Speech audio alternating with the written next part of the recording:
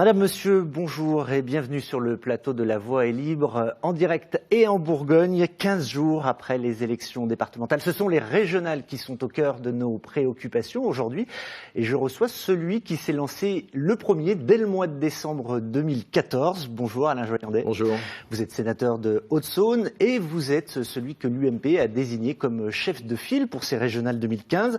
Mais à droite, l'UDI a elle aussi désigné un chef de file, en l'occurrence le député et président du conseil départemental de la Côte d'Or, François Sauvadet. Vous souhaitez donc l'un et l'autre mener ce combat pour la droite et pour conquérir la future grande région Bourgogne-Franche-Comté.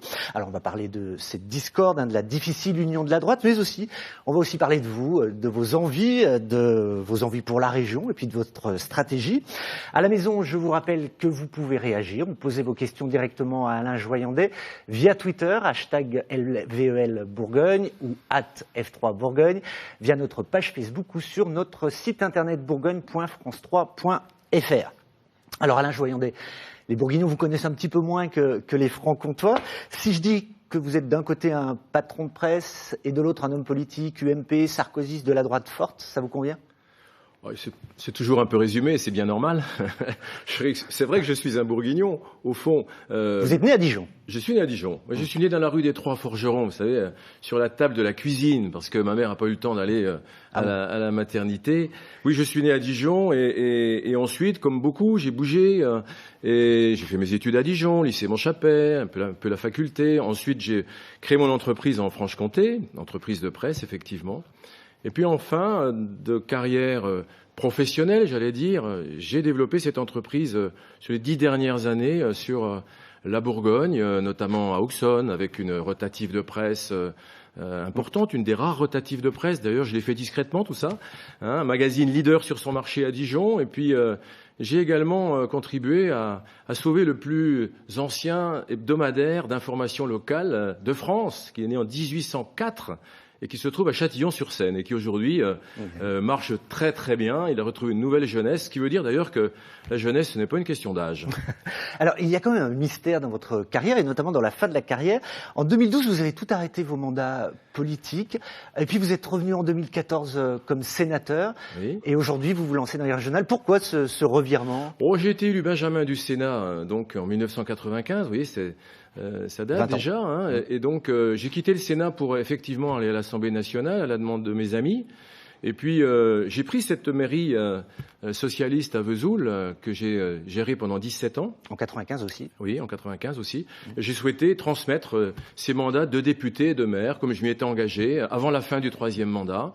Et j'ai fait mon petit break. Je suis retourné dans l'entreprise, le temps de la transmettre à mes enfants, parce que c'était aussi ma stratégie. Ça fait du bien de faire quelques allers-retours entre la politique et l'entreprise, plutôt que de faire de la politique et que de la politique, pour élargir un peu son horizon. On est assez peu d'ailleurs d'hommes d'entreprise en politique. Quand j'étais au gouvernement, je crois que j'étais d'ailleurs autour de la table du Conseil des ministres, je crois que je devais être à peu près le seul ou presque chef d'entreprise.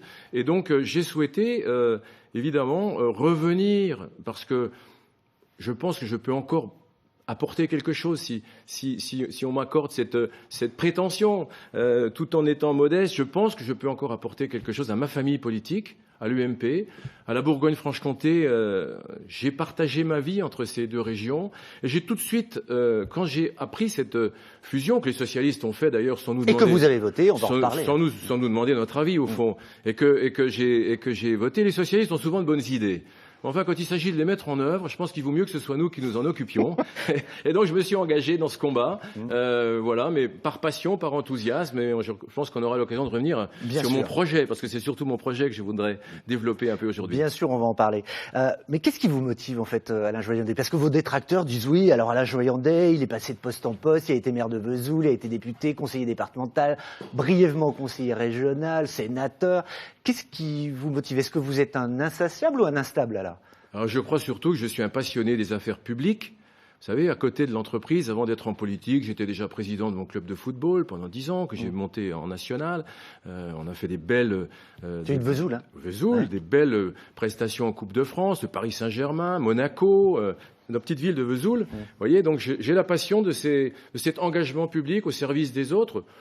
Franchement, je ne le fais pas pour des questions personnelles. J'ai montré, si vous voulez, mon désintéressement. Vous savez, quand on quitte le Sénat en 2002 pour aller à l'Assemblée nationale, mes copains au Sénat, ils m'ont dit « Mais attends, mais t'es fou, tu quittes pas le Sénat pour aller à l'Assemblée nationale ». Je l'ai fait parce que j'aime entreprendre, j'aime la vie, j'aime faire des choses régulièrement. J'aime bien aussi m'attaquer à d'autres objectifs. Et donc, c'est ça mon état d'esprit. Vous savez, moi, je suis un entrepreneur.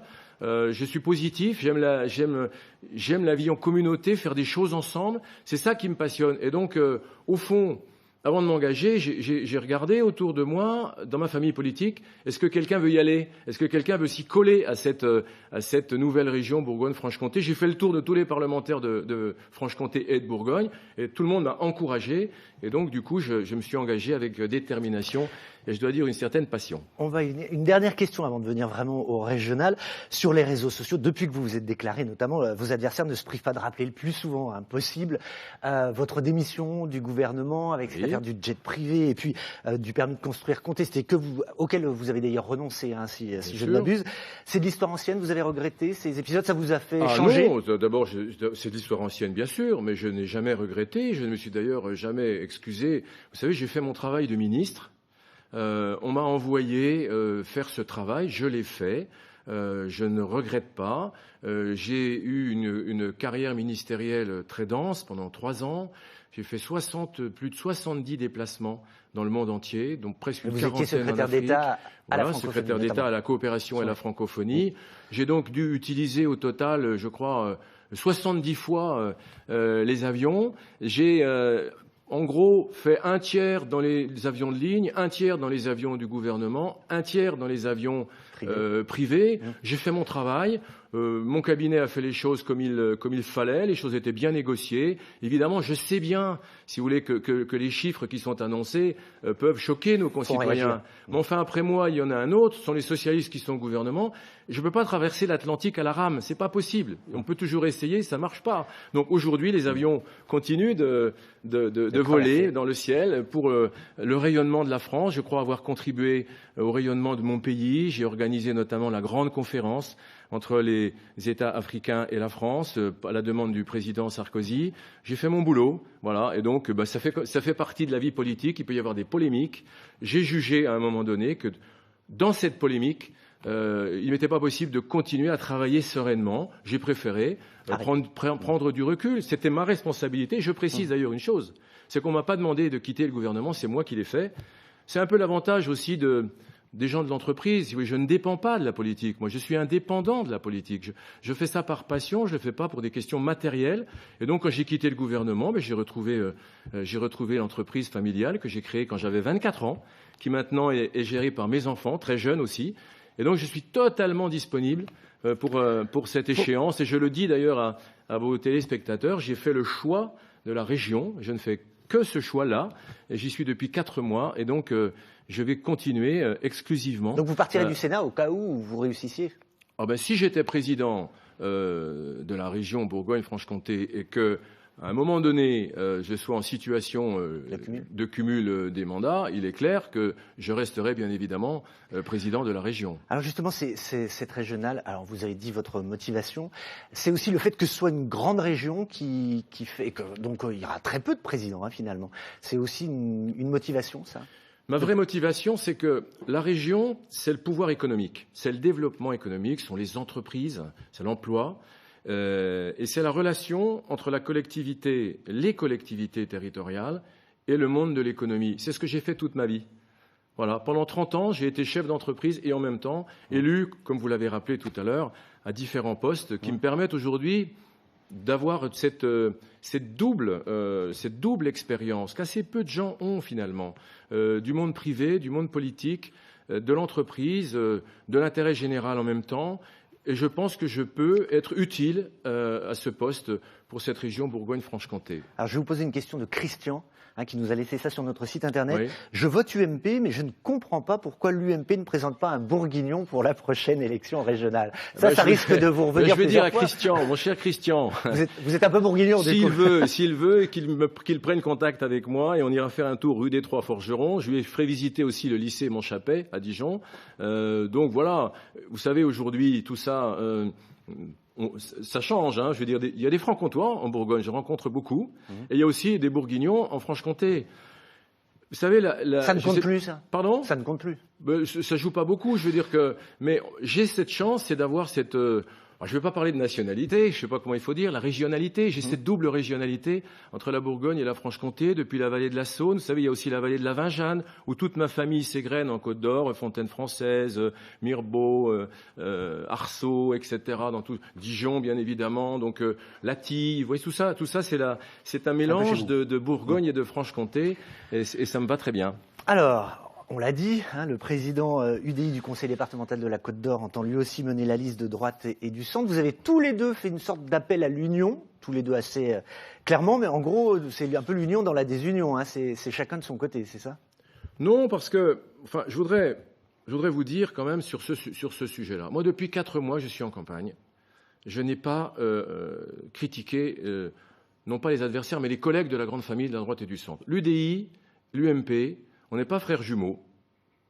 Madame Joanneau dit d'ailleurs que l'UDI n'a pas les mêmes valeurs que l'UMP. Madame Joanneau, c'est la personne qui qui était d'ailleurs une collègue au gouvernement, qui va mener la liste UDI en Île-de-France. Elle dit l'UMP et l'UDI n'ont pas les mêmes valeurs. C'est elle qui le dit, c'est pas moi. Donc je dis simplement que dans cet appel à l'union, ce que je regrette, c'est que ça voudrait dire que certains sont favorables pour cette union et d'autres seraient des diviseurs. Et on voudrait me faire passer pour un diviseur. Alors vous savez, la politique, elle a ses travers comme ça, ses montages, ses écrans de fumée. On est bien là-dedans. C'est tout ce dont les Français ne veulent plus. Ils veulent qu'on s'occupe d'eux. Et j'espère qu'on va avoir le temps de parler de ce projet. Mais quand même, je voudrais vous dire quelque chose.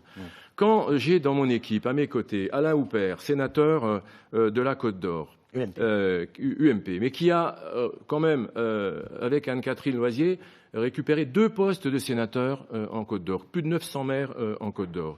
Jacques Barthélémy, ancien préfet de région, qui est à mes côtés aussi, adjoint au maire de Chambeuf dans la Côte d'Or.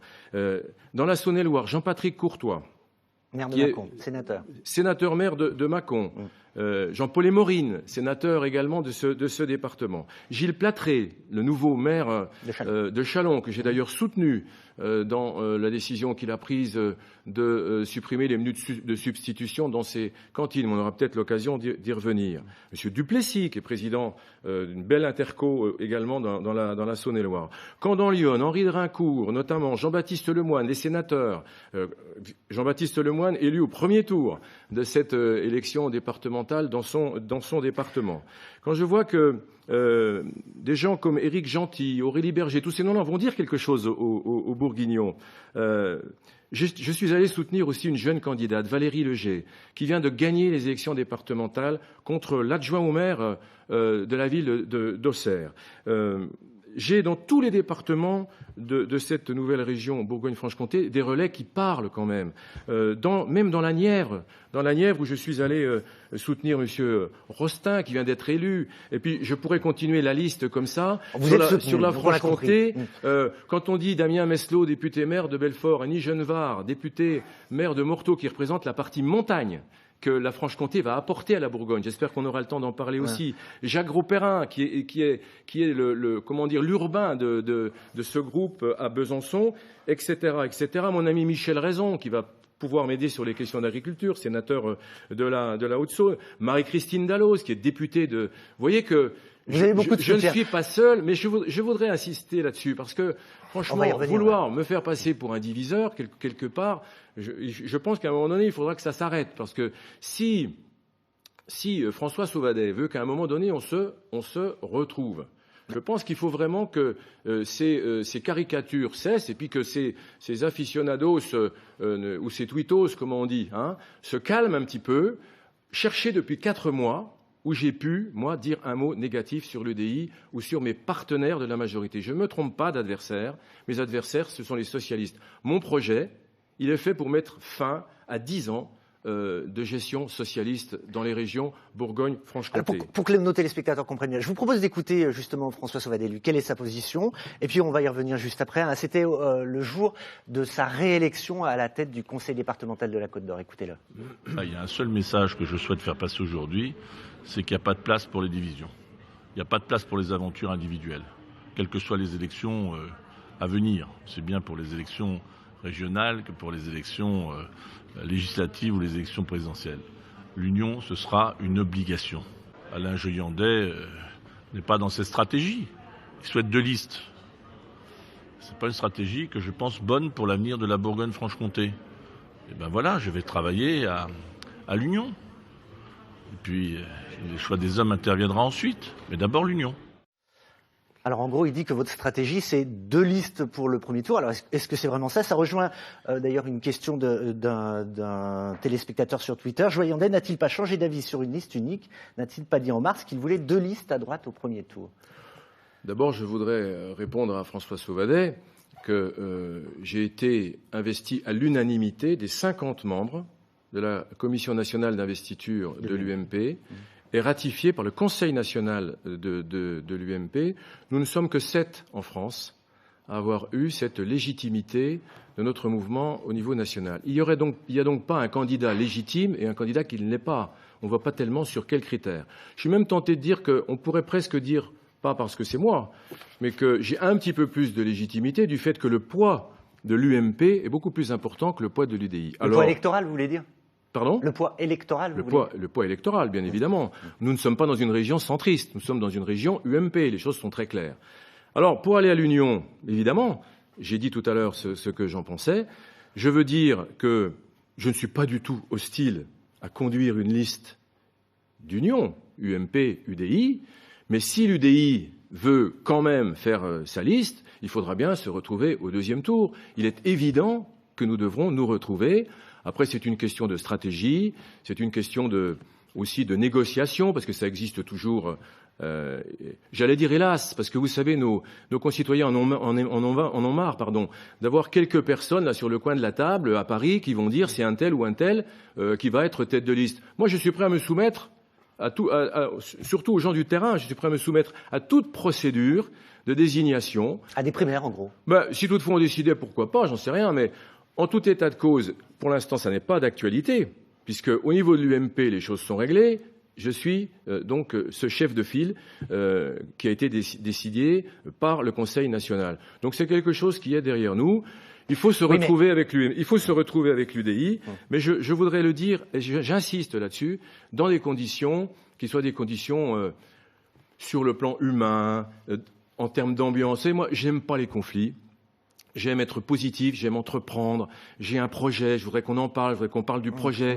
J'ai d'ailleurs vu que M. Suguenot, le président de l'UMP en Côte d'Or, n'avait pas signé ce fameux appel à l'union. Il pose des bonnes questions, il dit c'est quoi cette affaire?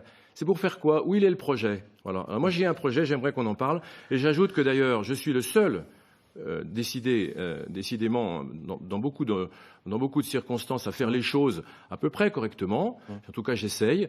Moi, j'ai déclaré ma candidature. J'ai ouvert mon compte de campagne. Pour l'instant, je ne vois pas d'autres candidatures officielles. Et les gens qui parlent ici ou là qu'ils risquent d'être candidats ou pas sont tous à la tête d'un exécutif déjà. Moi, je n'ai pas d'exécutif. Je me consacre à la région. On sait bien quand même, pour terminer avec ça, on sait bien qu'il y a aussi derrière l'enjeu des primaires pour la présidentielle. On voit qu'il y a des tractations entre l'UMP et l'UDI, entre Nicolas Sarkozy et Jean-Christophe Lagarde. Est-ce que vous êtes sûr d'avoir le soutien de Nicolas Sarkozy? Écoutez, je n'ai eu que des encouragements de semaine en semaine, mais je connais la vie publique, je connais la vie politique. Voilà, les tractations, elles existent, elles ont existé, elles continueront d'exister, hélas, parce que je préfère de loin que les choses s'organisent sur le terrain. Je préfère de loin que l'on parle avec les partis de la droite républicaine plutôt que d'attendre je ne sais quelle bénédiction. En tout cas, moi, je ne m'occupe pas de ça. Je trace ma route. J'ai un projet, j'ai une équipe, j'ai une stratégie. J'ai ouvert mes 2 premiers QG de campagne à Dijon et à Besançon. Je vais continuer pour les 8 départements. Et je pense que c'est ça que nos concitoyens attendent. Mais c'est Nicolas Sarkozy qui doit trancher.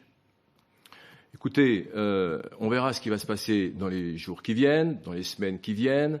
Moi, je pense qu'il faut laisser un peu de temps au temps. Travaillons, que chacun apporte sa contribution, que le débat public soit nourri. Pour l'instant, j'ai le sentiment que je suis un peu seul à faire ce travail de fond et je voudrais vraiment qu'on en parle. On va y arriver.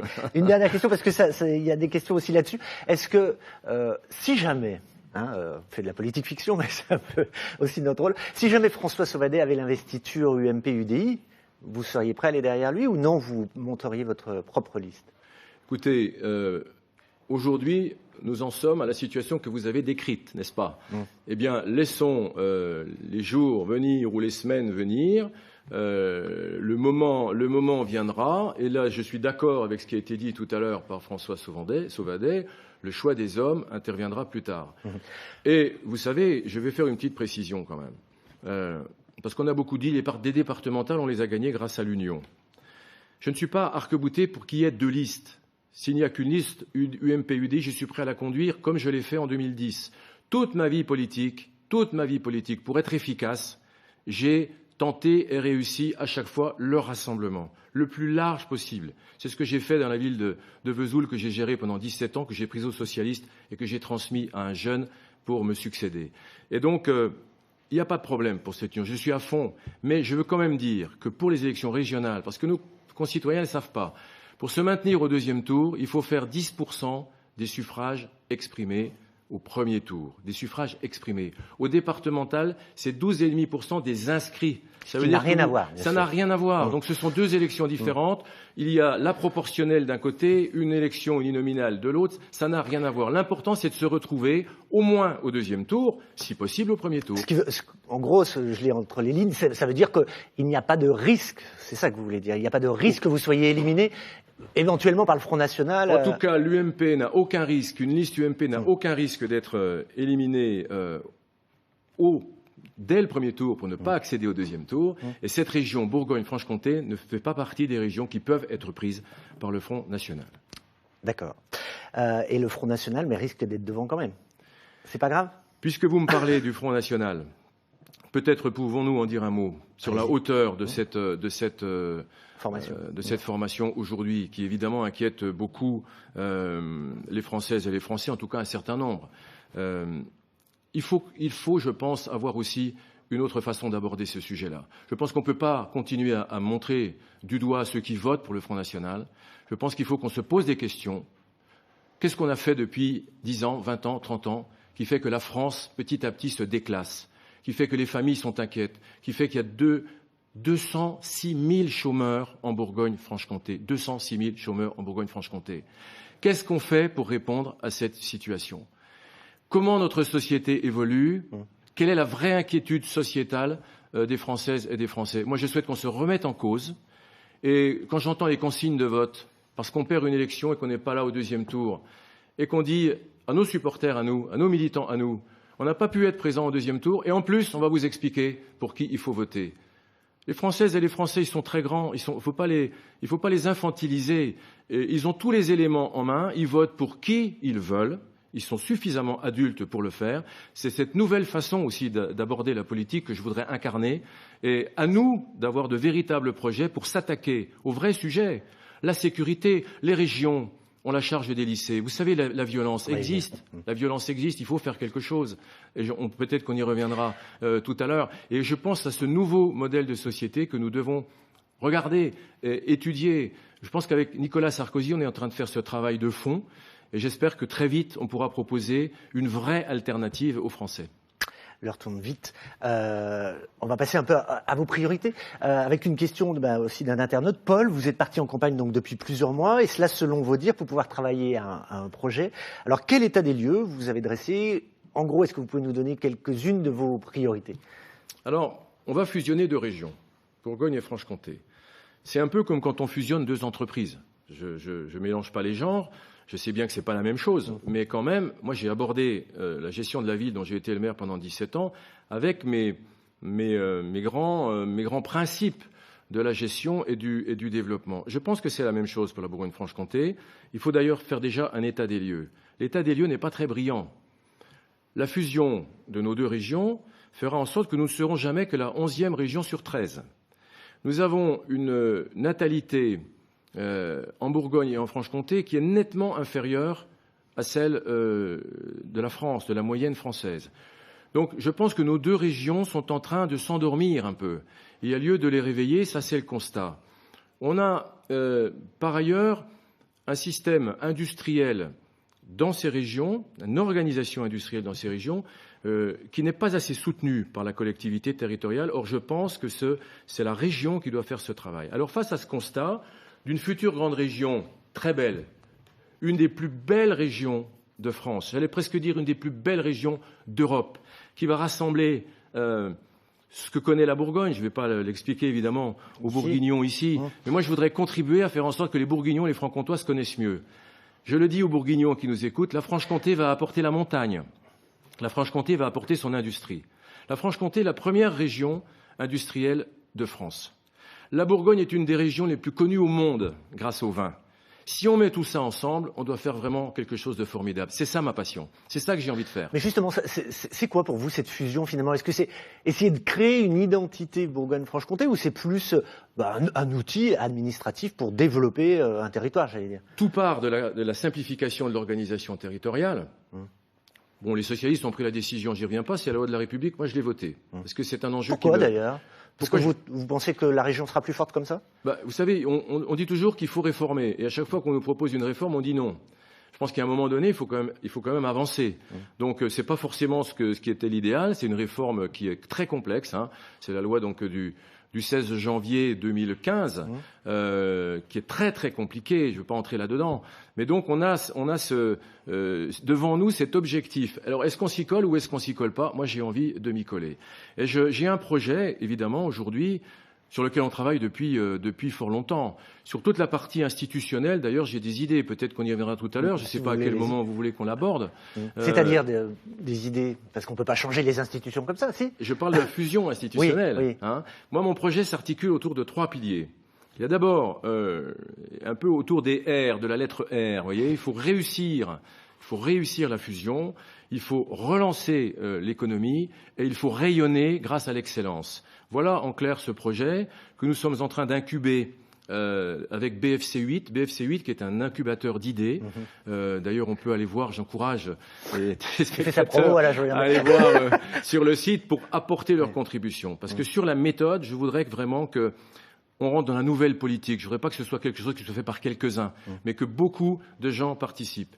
Sur le premier volet des institutions, je pense vraiment, et je travaille beaucoup là-dessus avec le préfet Jacques Barthélémy, il faut vraiment qu'on fasse très attention. Et je le dis aux socialistes qui sont en train de faire leur petite soupe entre eux, qui ne nous demandent pas notre avis. Ne mettons pas nos 2 pieds dans le même sabot. La fusion Bourgogne et Franche-Comté, c'est une fusion originale. Ce n'est pas Rhône-Alpes et Auvergne. Ce n'est pas une très grosse région avec une toute petite. Ce sont 2 régions. Il y en a une qui fait 1 600 000 habitants et l'autre qui fait 1 200 000 habitants. Donc il faut que cette fusion elle soit équilibrée. Je le dis aux Bourguignons, je l'ai dit aux Francs-Comtois, il faut qu'on arrive à trouver une organisation territoriale. Il y a deux choses qui sont essentielles, la préfecture de région et le conseil régional. Ce n'est pas possible de mettre les 2 premières propositions que je fais aujourd'hui, en tout cas pour la première fois officiellement. On ne peut pas mettre dans la même ville la préfecture de région ou le conseil régional, parce que si c'est cela, ça veut dire que ce ne sera plus une fusion-association, mais ça ressemblera à une fusion-absorption. Eh bien, on en reparle dans un instant, mais là, il va être midi. Je vous propose de jeter un coup d'œil sur l'actualité en Bourgogne. Le Flash est présenté ce midi par Lise Rigier. À tout de suite.